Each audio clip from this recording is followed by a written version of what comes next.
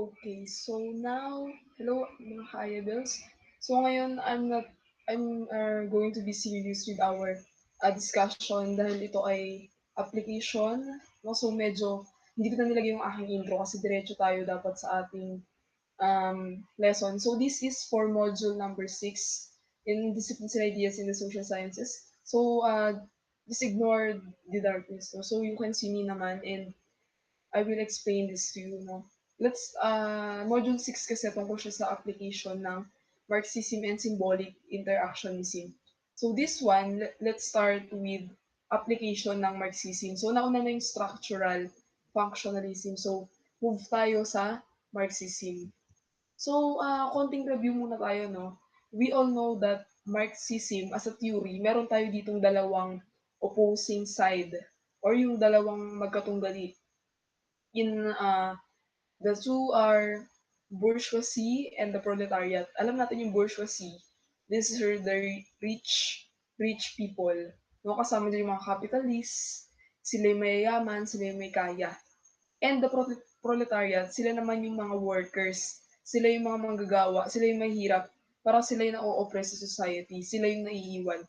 So ganito kinlasify ni Karl Marx ang theory of social pyramid. No, ang pagko-comparison niya sa bourgeoisie tsaka sa proletariat. Siyempre nasa taas yung bourgeoisie, the owners, the rich, and the proletariat, the poor, nandun sila sa pinakababa ng pyramid. And then, we review this, no? Bourgeoisie, these are the owners. Proletariat, these are the workers. So let's define first, ano yung mga parang pinag-uusapan tungkol dito sa Marxism, no? Review tayo. So exploitation. According kasi sa Marxism, this is a review, no? We have to sell our bodies and our work. The owners make the profit. So therefore, totoo naman yung sa kanilang theory, ganun yung kanilang pagtingin. No, proletariat, parang sa paningin ng Marxism theory, sila yung mas naghihirap. Sila yung nagtatrabaho para sa mga owners, sila yung nagtatrabaho sa for the rich. At lalong sila yung naghihirap. They work hard, they even nahihirapan na sila, no? So, according sa theory na ito, mas naghihirap ang mga proletariat because they are the ones who are very hardworking, no? That's the exploitation. Nagkakaroon ng struggle, nagkakaroon ng division pagdating sa mayaman at sa mahirap. And then, kapag sinabi naman nating alienation, no, most of us, according to this theory, most of us don't feel our work belongs to us. Kasi nga, we work, we have labor, no, pero hindi pantay yung wages o yung salary na natatanggap ng mga workers. We may not put ourselves into our work or be allowed to make it our own. Bakit? Kasi kinokontrol ng mga owners. No, sila yung parang mas yung mayaman according to this theory. And the means of production, yung mga product na napoproduce ng mga workers, they have no control over the company, the factory, the store. Kasi hindi naman sila yung nagmamayari kasi sila yung mga nagtatrabaho. So that's the comparison between the two as a review, between bourgeoisie and the proletariat.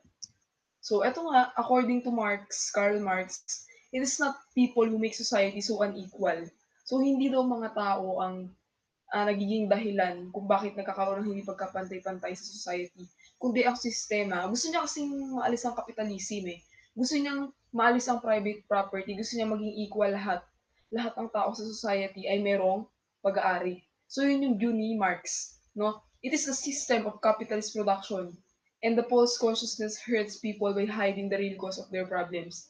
So, pinagtatakpan ng mga hierarchy, pinagtatakpan ng class struggle. Gusto kasi nila maging pantay nga in the society. So, mas naghihirap ang mahirap, mas yung mayaman ang mayaman. So, ganun yung kanyang pag-analyze dun sa theory. And then, according pa rin dito sa alienation, the proletariat is separated from the product of their labor. As na-explain ko to kanina, no? Kasi nga, hindi naman sila yung mas nagiging ng profit, no? That's a little proportion na natatanggap nila mula dun sa mga owners, no? Mas yung mayaman, mas naghihirap, no? From labor itself, since they work under the supervision of managers, from their fellow workers, since they are expected to be self-interested while working. Pero hindi, magkaiba yung kanilang goal, 'no, magkaiba yung kanilang, gustong patunguhan. Kasi nga alienation, may tendency na there's inequality and there's injustice, 'no?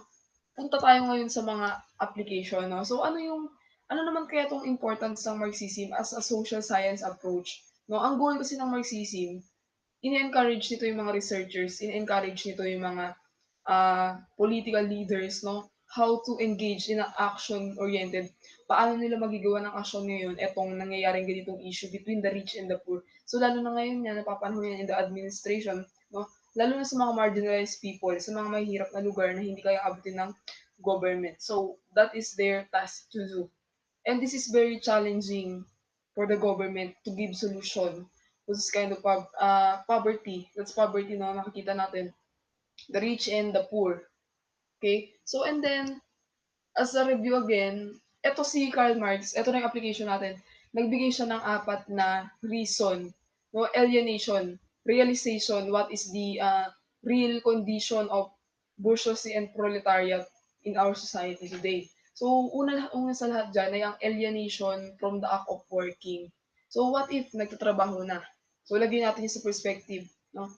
You're now working and then capitalism, like capitalism promotes private property, promotes rich to be richer, no, the poor to become poorer, no. Work is constant repetition of routine tasks. So therefore, may tendency daw na hindi na kailanganin ng mga factory yung mga tao kasi nga we are now in high technology na tayo in this modern era. No? So machines, nandiyan ang mga machines. So may tendency na mapalitan ngayon yung mga workers. Mapapalitan yung mga workers ng mga machines. So mas mapapadali yung trabaho, magle-less hassle para yun sa mga owners ng factory kasi hindi na sila magbabayad ng labor sa mga tao. So that's the condition pagdating sa work. The second one, dun na nga actions yung una. Pangalawa naman yung product. So ano naman yung magiging resulta naman sa produkto, 'no? Worker's product belongs to the capitalist sell it for a profit. Meaning, kahit nagtrabaho ng nagtrabaho yung worker o yung trabahador, definitely hindi mapapupunta sa kanya yun agad-agad. May tendency ngayon na sabi ko, bilhin niya. So dun nagkakaroon daw ng inequality. Parang it's very impossible or hindi makatotohanan yung mga ganung bagay. As workers invest more of themselves in their work, the more they lose, according to this theory. No? Trabaho ka ng trabaho pero hindi nabibigay sa'yo yung para sa'yo. So, ganun yung view ng Marxism. The third one, alienation from other workers. Nagkakaroon yun ng competition between the workers. Alam mo, mas magaling siya, ikaw hindi ka mas educated between the educational attainment na nakuha mo. No? So magkakaroon ng competition. There's inequality according to this theory. Mas papaboran yung mas magaling kaysa dun sa mas mahina. And then the last, number four, alienation from human potential. So, syempre tinitignan dyan, what is the best quality? Sino ang mas angat? Sino ang mas nakakalamang? Syempre, yun yung mas papanigan, no? And yung mga poor, no, yung mga mahirap, sila yung mas malulugmok ngayon sa misery, sa kahirapan, no? Not just the physical aspect, but psychologically, mental health, no? Depression, maano ka din kasi, ay, natanggal ako sa work because I'm not capable of doing my work well. Mas lamang sila. So, nagkakaroon ng competition in the society. So, that's Marxism as a review.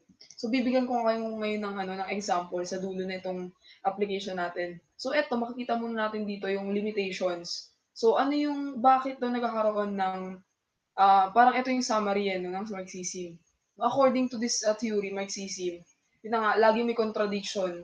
Kasi ito kasi nakapokus siya sa economy, politically, politics, economy, and social sa society.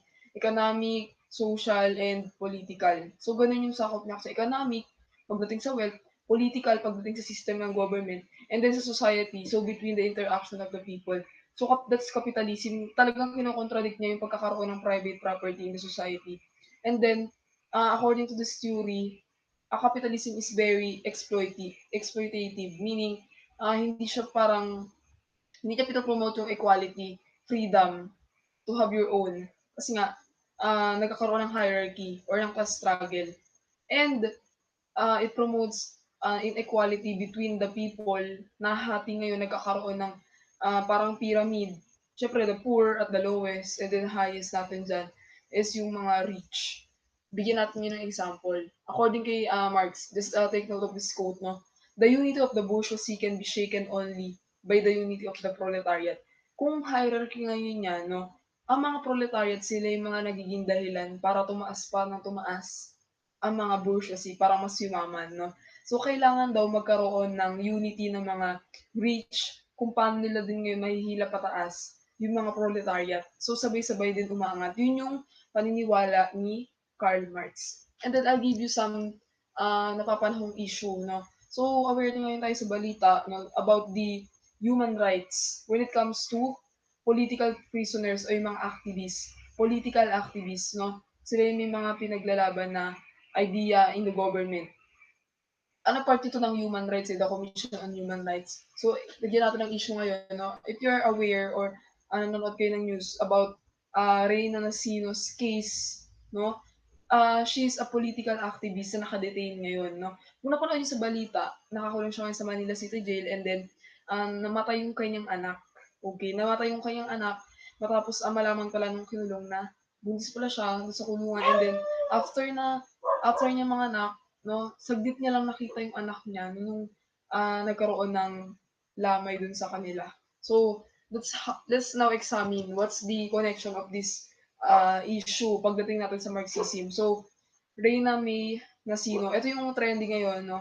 As a political activist, no, that's the condition of the government kasi galit masyado tong government natin sa mga NPA, no, yung mga rebelde, New People's Army, the Communist Party of the Philippines, rebelde, yung mga NPA, sa Mindanao, Luzon and Visayas. So sila yung mga uh, political activist. Pero ang kwento naman dito is kaya siya nakulong or na-arrest, no? Nahulihan sila ng illegal na magkakaroon ng mga armas. Nagkaroon ata sila ng meeting on their some hideouts, no? Pagtitipon sa isang lugar in Tondo, Manila, and then nahuli sila ng mga pulis, dinakip sila because of illegal firearms. Yung mga armas na hindi naman daw lisensyado. And this is parang critical level kasi 'pag sinabi kasi nating, ah, 'pag detention kasi yung mga nahulihan ka ng firearms na illegal, 'no, parang illegal possession, it is non-bailable offense lalo na mahigpit yung gobyerno natin ngayon. Ayun, makikita niyo nga dun sa ating explanation na etong mga, example ko sa inyo 'to, pinagbibintangan kasi sila ng mga NPA or mga rebels. Kasi Marxism, gusto nga nila ng change. They want change. They want to change the system of government by means of revolution. So, itong Marxism, kumalat 'to ng kumalat sa iba't ibang bansa. And then, ang naging resulta nito sa Pilipinas is yung NPA, NDF, no? So, ito yung mga rebelde. Gusto nila ma-change yung government. They want to have an equal society. They have an equal opportunity for all. So, that's the case of this issue. Yan. So makikita nyo yan. Partidong Komunista ng Pilipinas, these are the NPA leaders of Mindanao. So terrorists, they are the terrorists, no, according to some issues kung nanonood kayo ng balita. So that's the application of Marxism. So let's move now to the application of symbolic interactionism. So eto medyo maikli lang kasi itong dalawa, no? Kaya pwede silang pag-isahin. So application naman tayo ng symbolic interactionism. Symbolic interactionism. So this is just a review. From the word itself, symbolic interactionism, no? Every symbols have different meanings by means of interacting, no? Kailangan ng interaction, kailangan ng symbols, no? It emphasize the importance of interaction in creating meaning. So by means of interacting, you can create symbols, no? And through interaction with one another, people learn the meanings behind symbols. Kaya nagkakaroon ng iba't ibang meaning ang mga bagay. And one important part is socialization as an interaction. No? It plays a crucial role. Kailangan ng socialization, kailangan mo makihalubilo sa mga tao para mas maintindihan mo yung certain culture or isang pangyayari na pagkakaiba sa inyong pananaw. So now let's have an example. So isa sa pinaka-importanting part ng symbolic interactionism is the language. So ang lengguwahe. So kailangan syempre ng language para magkaroon ng pagkakaintindihan. Language plays an important role for experiences, communication, meanings, and symbols sa pamamagitan ng lengguwahe. And then, ito na ang ating application example natin.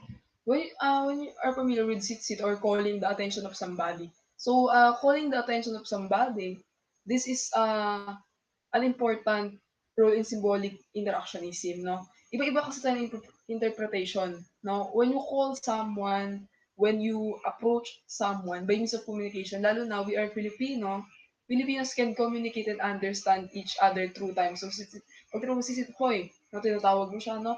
So, may iba't ibang meaning si Sit na may kailangan ka, kailangan mo siyang tawagin, tinatawag siya ni ganito, at ganyan. So, meron tayong iba't ibang reaction din pag tayo ay tinawag. Pwedeng umiling and look for the source of the call. Siyempre, ma, ma, ano, ma, maaagaw yung papansin natin. Magkakaroon ng agaw pansin pag tinawag.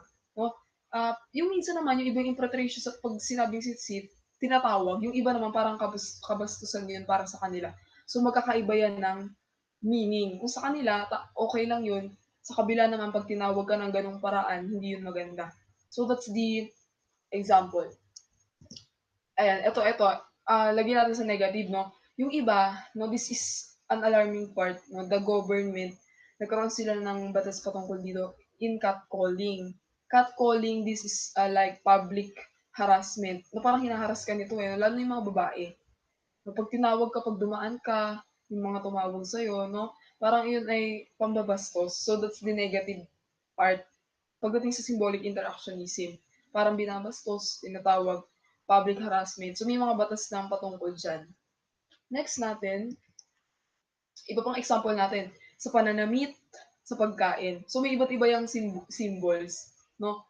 Clothes they wearing, no? Alam na natin professionals, doctor, teacher, iba-iba sila ng profession, pero once na nakita mo yung damit nila, ay, eto teacher to, ay, doktor to, ay, eto engineer. Pati sa mga pagkain, depende sa bansa, no? Or sa lugar na nandun yung food culture na yon, no? So, ganun yun. Sa pagkain, may iba-iba tayong interpretasyon sa mga celebration. Eto sa bagong taon, eto sa Christmas. No? So, yung mga pagkain na hinahanda. And the other things. Then, another one, we have the crucifix sa mga Catholic country or the Christian country. No? May mga symbols din to, syempre. No? Of course, that's a simple. Pag nakita mo yung crucifix, there, respect, no? Solemn, kailangan seryoso, kailangan taimtim. No? That's gain of respect. Meron naman pag binabastos syempre or inaano, that's very offensive. No? Iba yung, binabastos niyo naman yung religion or anything related to that object. One will be reprimanded na siya disrespectful acts na pagdating sa mga religion. So, that's respect dapat. Kasi iba-iba yung interpretation ng tao. Okay, so that's the end of application of Marxism and symbolic interactionism. Very, ano lang kasi siya, very short. And I hope naintindihan nyo kasi nagbigay na rin naman ako ng example. Okay, so thank you so much for listening.